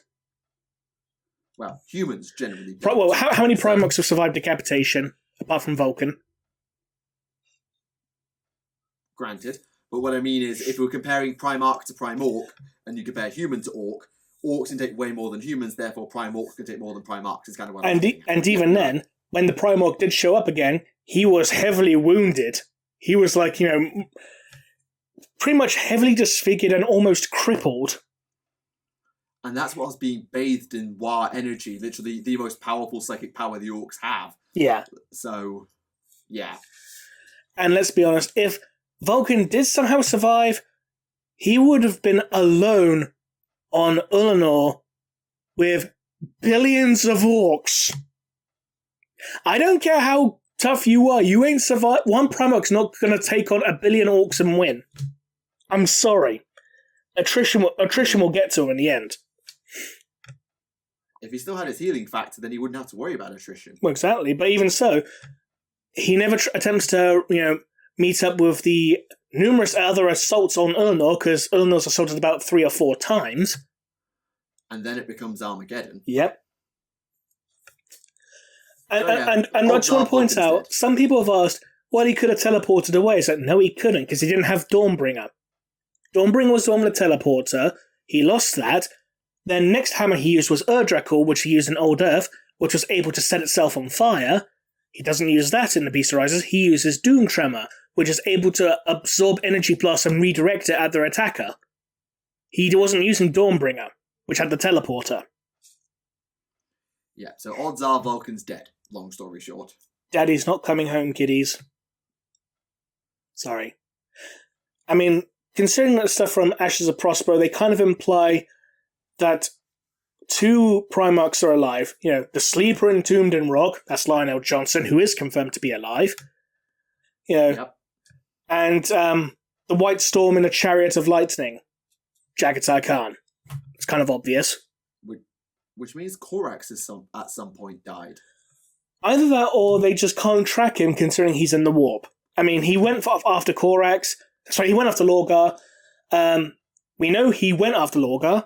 We don't know if he survived going after him after that, after Lorgar fled. If he decided to go after, say, Perturabo or Angron, Fulgrim, Magnus, whoever, we don't know if Korax survived. No, but it's implied by that prophecy there that Korax is dead. I mean, some people said, the darkness that strikes from within is Korax, but I don't... That's chaos. Yeah. So, yeah. Okay, next question then. Was that an audible head desk? Most likely. There was one last... There were 2 last episode, actually. Yeah, so most likely. Could 40k having a Slanesh resurgence count as another example of events in 40k/AOS fantasy influencing each other through the warp? Kind of like that. Kind of like how the fall of the Eldari Empire caused Slanesh to be born in fantasy, could Slanesh escaping in AOS cause Slanesh to resurge in 40k? If they decide that the 2 universes are connected, and I mean literally connected, as in the warp connects... They confirmed that in White Dwarf. Yes, they kind of did. So if they want to... But the problem is, for that to be the case, that would mean that Slanesh is missing in 40k. because obviously it's the same god. But at the same time, a lot of people bring that up, but at the same time you need to ask, what has Slaanesh actually done in 40k? Would you have noticed if they were even gone to begin with? I think the fact that the entirety of everyone who serves Slaanesh in the mortal realms hunting for Slaanesh would imply that the followers of Slaanesh in the 41st millennium would be doing the same. Again, would the mortal followers be attempting to search for Slaanesh though? Well, considering the warp? Well, the way that Slaanesh works in gameplay in Sigmar is there are 3 factions: the Pretenders, the Seekers, and the Invaders. The Pretenders are like, Slaanesh is dead, I'm in charge now. The Seekers are like, Slaanesh is missing, let's go find them. And the Invaders, I can't remember off the top of my head, I always forget how they work. But there are mortals and demons in all of those factions who are either trying to take command in Slaanesh's stead or to hunt Slaanesh down, which has led to their wars in Ulgu, and so on. So the fact that we don't see it in 40k would make me think there's at least some disconnect, or that the Slaanesh of AOS and the Slaanesh of 40k, whilst they may be the same being, are kind of in 2 sort of places at once, kind of, and unable to influence one another. It's like Schrodinger's Slaanesh. Or because of warp time fuckery, Slaanesh simply hasn't been imprisoned yet in 40k. Or that. Oh my god, what if that's the entire Eldari plotline? It might be. Oh my god, what if they actually do that? Where the Pantheon comes back and they imprison Slaanesh, and it's just like, hey, we're just going to keep it balanced here for a while now. Oh my god, if they do that. It makes sense. It's like, that's what they're going for. I can see it now. Book it, Gav. And then what happens? We go like, Age of Sigmar Order Tome, Iliad. God. Oh no. Well, okay. It's possible that the 2 are correlated, and in terms of the models, it makes total sense that Slaanesh getting its rejuvenation in Sigmar is what causes the new models to come out for 40k and AOS together. But whether they'll do a lore reason for the resurgence of Slaanesh and the new mask and the new Demon Prince appearing being to do with a Slaanesh power surge and tying that into some sort of breaking of bonds, I don't know. We'll see. Okay, would Corvus Corax make a good Inquisitor? Debatably. As well as pretty much any other Primarch, I suppose. I mean, he has got a bit more stealth about him and a very strong sense of justice, but he's probably one of those more head-smash Inquisitors than... I was going to say, you don't really need stealth to be an Inquisitor, considering there are some Inquisitors who go around saying like, hey, I'm an Inquisitor, do what I say, bitch! Who run around. Yeah. He's got the sense of right and whatever to do it, but yeah. Oh, what's the denomination called? It's not Puritan, is it? No. There's the Puritan. I think it's Puritan and Radical. Let me check. No, I'm thinking of more in regards to things like, say, Thorians, Horisians, that kind of thing. That kind of lesser denomination. Oh, right. Let me see if I've got it written down somewhere. Also, I really need to read the Horisian War novels at some point. So I got both of them. I had the limited edition for years, and I haven't even touched it yet. Which is a shame, because it's a fucking lovely book. It looks beautiful.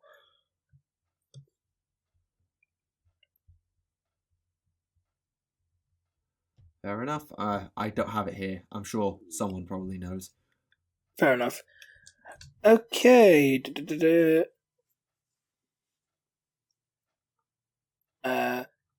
If Rust killed Horus and in the Horus Heresy, wouldn't everyone, including Malcador and the Emperor, want to ask Lion what happened on Caliban? Only if Caliban actually got blown up and Lion knew about it. Caliban hadn't happened at that point. Exactly.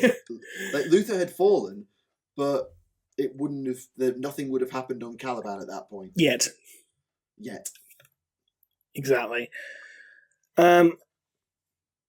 Are Zotes gene-stealer hybrids from another galaxy who escape control of the hive mind? They're not hybrids, they're their own species.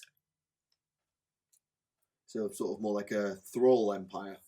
Yeah, I mean, they entered the galaxy and claimed to be fleeing from an unnamed aggressor at the time. This was back in M30-something. And And then they decided to try and settle worlds, and the Imperium was like, hey, you can't settle on our world, you're aliens, we're going to shoot you now. And then the Imperium named them High Fleet Colossus. Even though they were... I mean, they had some bioweapons, like things like flesh borers and stuff, but they also had, ships made out of stone. Yeah. I think it's just, hey, it's a cheeky reference back. Do you remember when Zotes were part of the Nids army and back in 1st and 2nd edition? Well, Proto-2nd edition? Remember that? Huh? Here's your reference, bitch. Enjoy it. Okay. Video game pitch. A Devil May Cry / Bayonetta style game, but you're playing the full Grim clone from Clone Lord as he escapes Trajan's collection and fights his way out through the Webway and the Warp. Yay or nay? Not sure how plot clever that is, but as a concept of like a sort of super high action, over the top slashy beat 'em up, I could see it working as a game concept. I still want to have my Primarch version of Street Fighter or Mortal Kombat or something. That'd be awesome. In its own way, yes. I'm sure they could come up with some pretty awesome Primarch fatalities. Right. Are the Sisters of Battle the arch-nemeses of the Alpha Legion? I think this is about the arch-nemeses of, anyone heretical. Yeah, I don't know what the link to the Alpha Legion is like at all. What do you think the Alpharius Omegon Primarch novel will be about? That's an interesting one, considering we've got, the 3 or 4 false origins of Alpharius. Yeah, I don't think they're going to go and do an origin story. No. I think it'll probably end up being... I don't know. Actually. I think it'll be something brand new. Because it might be tied to the Rangdan Xenocides in some way. Maybe. Yeah. Or they weren't around for the Xenocides. No, but the Alpha Legion was, so it might be... Could be but Alpharius Omegon weren't, so it can't be. Or were they? Wink, wink, nudge, nudge. Anyway, sorry. Because if they do canonize one of the origins, the one that they probably will canonize will be, when he invades, Horus's ship, and they see each other like, oh shit, we're brothers. Yeah, that's the most logical one, if you like. Though personally, I would like the one, the sloth one, where he's, on this peaceful world and, hey, we're the sloth, we're going to eat everyone. Oh, this person's actually, he's bigger than the rest. Let's torture him. Oh no, the Emperor's just crashed a Bucephalus into their ship. That just sounds awesome.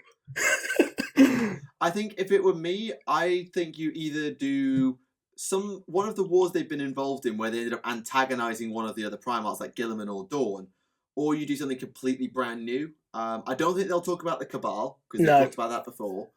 I think it will probably be them showing off sort of their duplicity in warfare and probably how that interacts with one or more of their brothers. Do you reckon it'll be like alternating chapters? So one chapter's Alpharius, one chapter's Omegon? But you don't realise that it's alternating because they just keep saying it's one of their names. Alternatively, it's just 200 pages of redacted. That would not go down well. I think some people will find that funny, be like, ha, I get it. I'm Alpharius. Memes. And the rest of people will go, that's 10, 20 quid wasted. Or 40 if you bought a special edition. Quite. Right.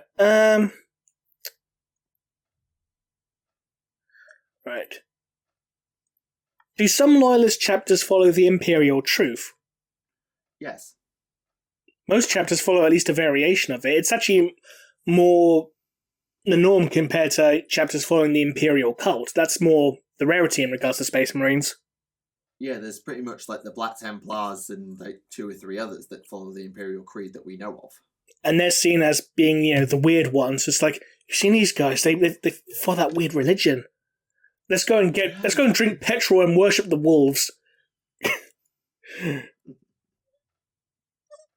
Right. But yeah, the Imperial Truth is definitely, or at least some version of the Imperial Truth is definitely the common approach over the Imperial Creed. or at least some variation of their chapters in original culture from historical stuff. Yeah, usually the two sort of get blended together, so there'll be harkbacks to their home planet, to their parent legion, to the Imperial Truth. There'll be a little bit of a mix of everything. Yeah. What has been your craziest case of dice betrayal in a game? Oh, God. I've had a lot of scenarios where I've rolled critical ones. I've had a lot of them. Like, so many. I think probably the most recent one I can recall is a battle report on my channel. I was playing Tau against Custodes, and I went through an entire shooting phase with a Tau gun line, about 1,000 to 1,500 points of it, and I did 2 wounds. Ouch. Mine... And that was an army that had the entire 8 in it, for the record. Mine was from Warhammer Fantasy. This was many years ago. I was playing Lizard Men, and it was a whole bunch of leadership test related malarkey. Now, for those of you who don't remember, back in the day, Lizard Men had a special rule called Cold Blooded, where you roll 3 dice for leadership tests but choose the 2 lowest scores. And they were all within, certain range of, the Slam Mage Priest, so they got to use his leadership of 10. And you probably had a battle standard, so you had rerolls. Yeah. 3 6s, 3 6s, 3 6s, 3 6s. So my entire army was running away. I was like, for fuck's sake. Yeah, that's pretty rough. Yeah, I'm not sure if I can quite compete with that one of losing an entire battle line. Just to compare, at the start of the game, I rolled for my spells in that, and I got 3 Comets of Cassandora. Oh, Comet of Cassandora is one of the most brutal spells. And I got 3 of them. Yeah, it was basically how Comet of Cassandora worked was pick a point on the battlefield. On a 3+ every single turn, after a while, a giant whack-off nuke lands on it and just does a giant pile of hits at a really high strength. Yeah, so if it wasn't for that leadership roll, if I was playing Yahtzee, I would have won. But just rolling multiple 666s with the cold-blooded rule and the battle standard reroll, where I was needing to get at least, 1/4. Yeah. Yeah, that's that. I sort of picked up a moniker while I was at school of the King of Wands, because I was always rolling wands for save rolls, shooting attacks, melee attacks. Particularly with Power Claws. Power Claws always rolled wands, and Multi-Melters always missed. That was the rules. Literally, at our gaming club, I don't remember a single Multi-Melter ever hitting. For anyone. It was weird. Multi-Melters never hit. It was weird. Right. Next question. If the Nids eat a bunch of Crotalids, will they gain the ability to warp travel? If the Crotalid's ability to warp travel is, in fact, truly biological in nature, then potentially yes. Though by that nature, why don't the Kroot have that ability yet? Have the Kroot eaten many Crotalids? We don't know, but the point stands. If it's an innate genetic thing, then you could see it in more than one species. Potentially, yes. But then again, the Kroot was stupid enough to try and eat, Necrons, so... Yeah. Yeah, I think they're kind of it's let us eat this magical warp crocodile. Well, mind you, are they allowed to eat chaos-tainted flesh? They might view, warp travel flesh as being, tainted. They are not supposed to eat chaos-corrupted flesh, although that doesn't mean it doesn't happen by accident. Right, okay. How would the Imperium deal with Handsome Jack? Who's Handsome Jack? That's the guy from Borderlands. Right. I was kind of hoping he was referencing Violence Jack. No, it's a Borderlands reference, and I haven't played those games, so no comment. Right, okay. Question from Michael. Does hitting your head on a desk twice a month create psychic vibrations that keep Slaneshi demons at bay? If it does, then I should have been doing it from episode 1, not just episode 40-odd.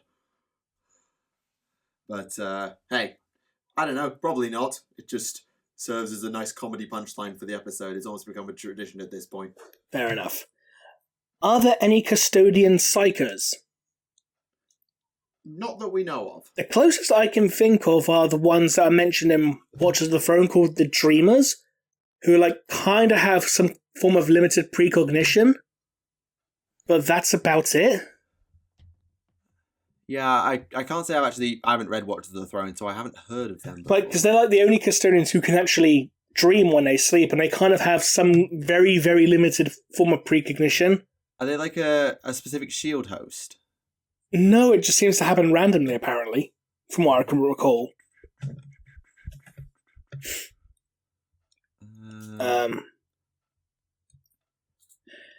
I'll be honest, it's been a while since I read that book. I still remember the Dreamers thing, though. That was something that kind of stood out for me, because, like, that's weird.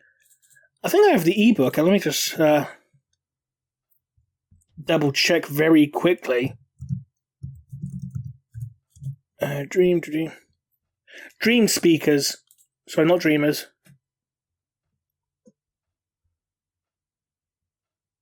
Yeah, they're called Dream Speakers. Okay.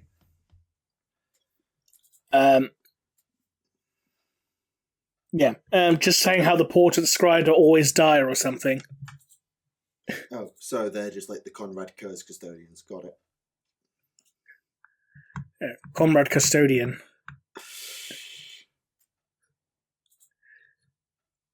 I mean, it's not as bad as when we're talking in the TTS server about potentially voicing a Transformers dub, don't we? This is going somewhere. And someone pointed out how Ravage had a Russian accent in Beast Wars, and then it came up with Ravage is in fact Conrad Purrs, because he's a cat. Sorry. Oh dear, oh dear, oh dear. Next question. Do you think there's any chance of the Sol system becoming a war zone? It already has, several times. For instance, perhaps different Necron factions invading and besieging Mars. One to attempt to destroy the Void Dragon, one to awaken it. Or an Orc shows up. Well, the Orc did show up. Well, most of the Necron, like major Necron dynasties, are actually concentrated in Ultima Segmentum. Like there's not many of them in Solar, if any, that I know of. No.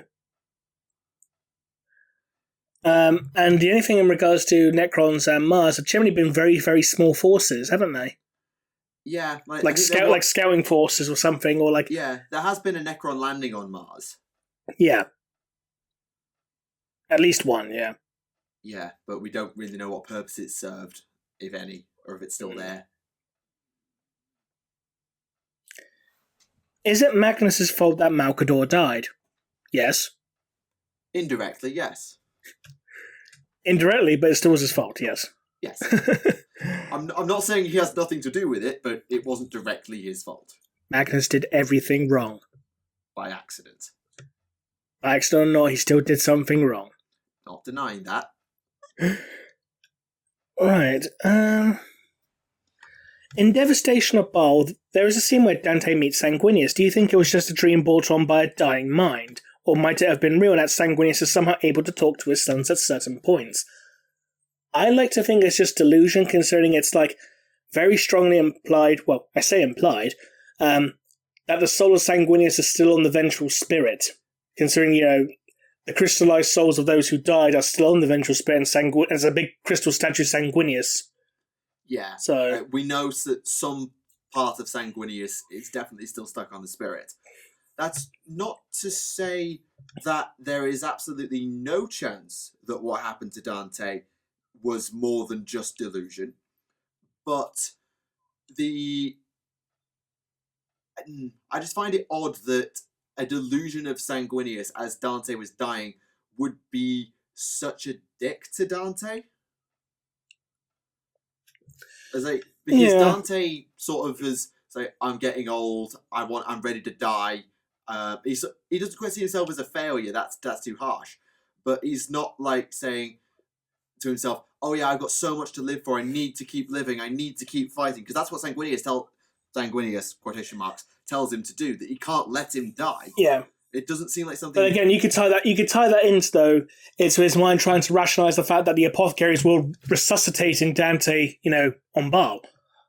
Yes, plausibly. So it could be like because considering that this quote unquote Sanguinius said, "Do you wish rest, my son? I will give you what you want."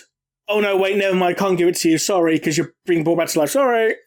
Yeah, it's unlikely that it's an actual vision of Sanguinius, especially because he confused it for the Sanguinor and then decided it was Sanguinius, as opposed to it just being, oh yeah, this is absolutely Sanguinius. But it's plausible. Unlikely, but plausible. That's what I'll go with. Isn't the Inquisition pretty much the only independent oversight body in the Imperium? Yes, that's its entire point.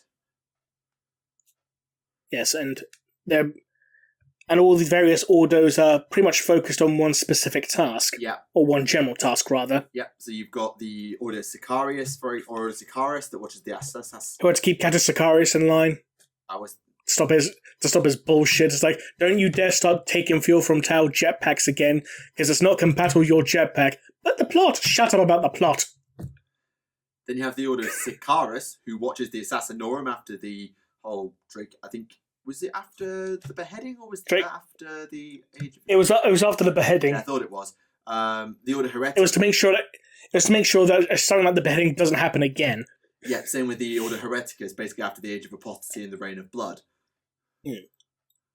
Because the Ordo Xenos and Ordo Aemilius were created during the War of the Beast. Yeah, the Ordo Aemilius is kind of implied to have always been there, just not named. Well, officially, they were created. The Xenos and Aemilius were created at the same time. I think it's just the Inquisition as a whole was just around and did everything. There were no real Ordos at this point. Yeah, and the Malleus today are kind of like the Watchers of the Watchmen, like they'll handle internal oversight. Yeah, because during the conversation between Kirill Sinderman and what's her name, I've forgotten, they basically agree, right, so we need to focus the Inquisition to focus on two specific groups. We need one to focus on aliens and one to focus on chaos. And that's how the big two Ordo Majoris were born. Yep, and then Goj Vandire happened. It's like, hello, I've killed everyone, and now I'm a tyrant. I don't know what I'm talking about this. I'm Draken Vangerich. Or I'm Gog Vandire, rather. I don't know what I'm talking about. Fuck.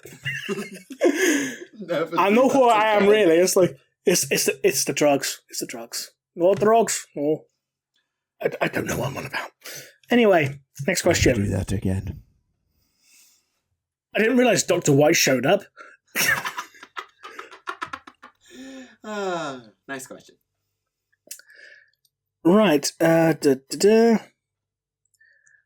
With the theory that the Grey Knights get their gene seed from Big E, does that mean if a squad were captured by Fabulous Bill, he could extract the genetic code needed to clone the Emperor? Probably not the Emperor, no, considering that, That's a big stretch. Considering he had, Primarch DNA, that probably would have been a better source, considering, actual genetic link being, effectively that his cloned sons. Yeah, and he couldn't even perfectly reclone the Primarchs from Primarch DNA. Well, apart from two of them, at least. Yeah, most of the time he did a reasonable job, but not a perfect job. I mean, and Ferrus Malus clones, he got those right pretty much all the time. True.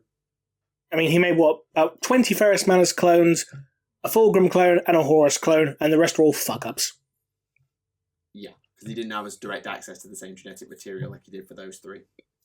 Which makes me wonder, considering the fact that the Alpha Legion managed to get hold of pure, untainted Primarch genetic material, from the Raptor project, can you imagine how much Fabius Bell would be willing to get his hands on that for pure, untainted Primarch material? Assuming they still had it. Well, it's that one audio drama where an Alpha Legion apothecary is experimenting on it for his own version of the Raptor project. When's that set? M41. Huh. Okay. Flip. Spoiler alert, he doesn't succeed. He gets killed by Raven Guard. Good. Or does he?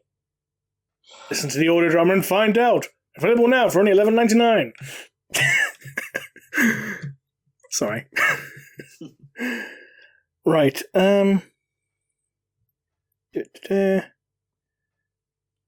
Would Mortarion help Russ with getting Isha? Probably not. No, Mortarion might not be a huge fan of Nurgle, but he's certainly... Mortarion doesn't like anyone. Yeah, but if he's going to side with anyone, he'll side with his patron over his treacherous brother. Yeah. And particularly Russ, because no one likes Russ. Dang. And the comments are going to be full of Space Wolf fanboys. Just kidding. How long do you think it will be before we have an Emperor's Children or World Eaters Codex? We've been talking about this ever since like Thousand Sons got a codex. Like way back in late 7th when Magnus came out, the Thousand Sons got a codex. Like, oh my god, we're gonna get World Eaters, we're gonna get Emperor's Children. Then we got Death Guard, and we were like, oh my god, we're absolutely gonna get them. It's like, Nope. yeah, maybe, but also no. I mean, I don't know if you've got the 2nd edition version of the 8th edition Chaos Space Marine Codex, but does it still have the entries for the World Eaters and Emperor's Children in that codex? They still have Legion rules in there. Yeah, and I assume that they still don't have the Legion rules for Death Guard and Thousand Suns, considering they still have their own codices. One assumes so. I can see him getting specialist rules in a campaign supplement, but not a la Vigilis. Yeah, but as for a codex, if they do get one, it's not going to be for a long time. Yeah, and you could argue, oh, but wait, all the Slanesh stuff's coming out. That's a perfect time. Let's release Fulgrim onto the... No, we don't need more Primarchs. No.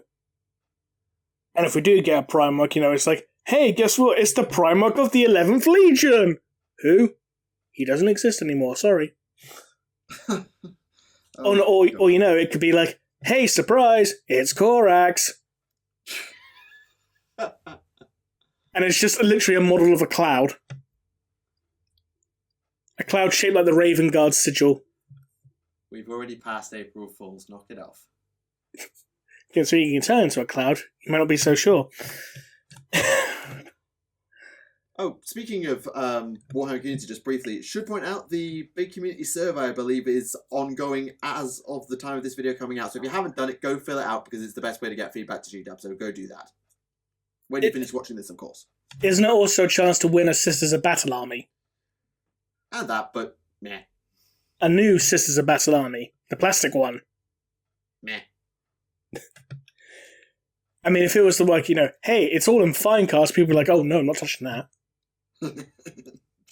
It just comes back in this huge gelatinous, blob at your door. It's like, great, I need a new Nurgle army. It's not fair. Yeah, Nurgle's had a lot of love recently.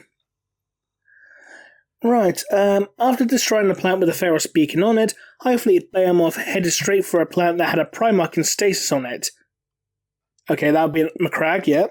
Before being diverted to Octarius by an Inquisitor, Highfleet Leviathan's largest fleet was heading to Terra, where the Emperor is. Highfleet Leviathan's second largest fleet went to Pearl, where the body of a Primarch is. Does the Hive Mind want to absorb the DNA of the Emperor and a Primarch? I mean, the reason they're going to Terra is because that's where the Astronomicon comes from, just for the record. And the original tendril of the Leviathan that went to Baal wasn't going to Baal, but then the Blood Angels got in their way and they turned around to fight it. Yep. And Macragge was just kind of in their way. Yeah, Behemoth wasn't really doing strategy. It was just sort of... Charge. Yeah, charge forward, hit face, see what sticks, learn information for next fleet. That was the entire point of Behemoth. Mm. The fact that Guilliman was on that planet is kind of just a convenience. And again, the Ultramarines kind of got in their way, so they threw all their resources at Macragge as opposed to going around it. And then someone did an uncontrolled warp jump and wiped pretty much them all out. Yeah, so short answer, no, though at a surface glance you might think differently. Oh yeah, I can see what I'd think that, yeah. Yeah. Did anyone else get a Red Dwarf vibe from the Inquisitor and Hive Infestation short films? Not really. Didn't see that. They were the ones from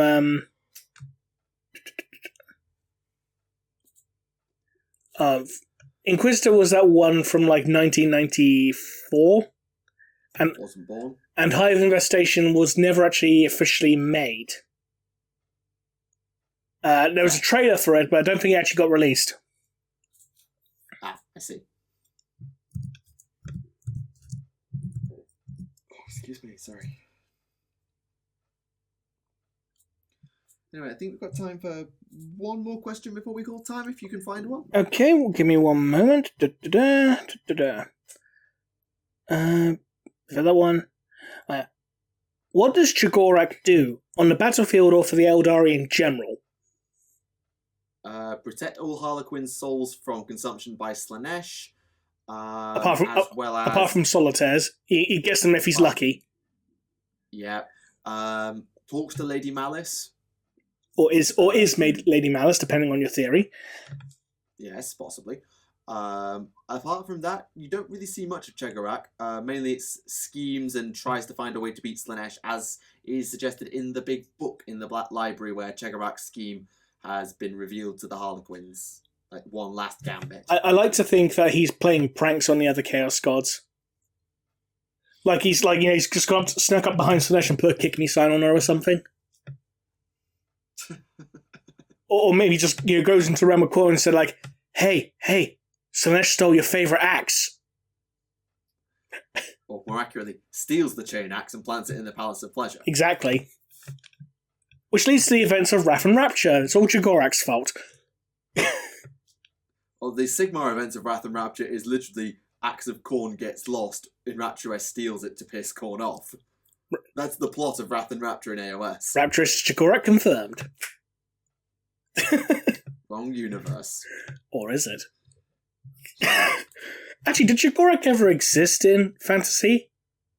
Not as I recall. Because everyone else did. Suryan, Kane, Kurnos, Isha, Morai Heg, Liliath. Because Liliath was the Lady of the Lake, wasn't she?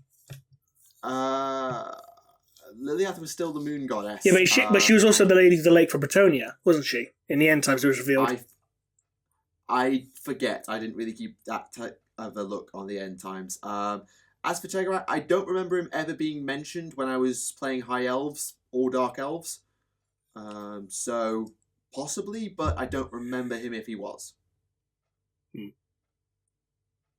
Interesting to see if he was there. I can imagine him doing so. Just like, hey, the end times here. He's like, right, well, I'm fucking off to the next universe. There were I don't think there were ever any Harlequins of any sort in the Elven factions. Like, there were the War Dancers, but they weren't Harlequins. No. But now I do want to see someone make some Harlequin War Dances. Would be pretty cool. I'll give you that. Though in fairness, the Blood Bowl War Dancers look very Harlequinish. Yes, actually, now you say it. I vaguely remember what those models look like. Anyway, should we call it for now? Yeah, I think so, unless there's anything else to add, apart from more Solar War stuff, because we know we're keeping that within the timestamps. Just the obligatory first man's caught a las cannon beam with his hand and ate sand. Right, and on that bombshell. So yes, thank you very much for joining us for this latest edition of Adeptus Podcast. We do hope you have enjoyed it. As always, let us know what you think in the comments and leave your questions for next time in the comments with the word question. Internet and time permitting, we will attempt to answer as many of them as we can next time. Don't think we have anything to announce about the next episode because we haven't got anyone from Black Library, so we'll leave you hanging and see who we get, if anyone, because I quite like doing these two-person shows. They have less connection issues. Well, we had some issues to begin with earlier, but they seem to be sorted out now, so... Yeah, and as you say that, you cut out. So anyway, thank you very much for watching Adeptus Podcast. This has been Tactica Imperialis. This is Remleiz from 40k Theories. And we will see you all very, very soon. Thank you very much for watching, and goodbye.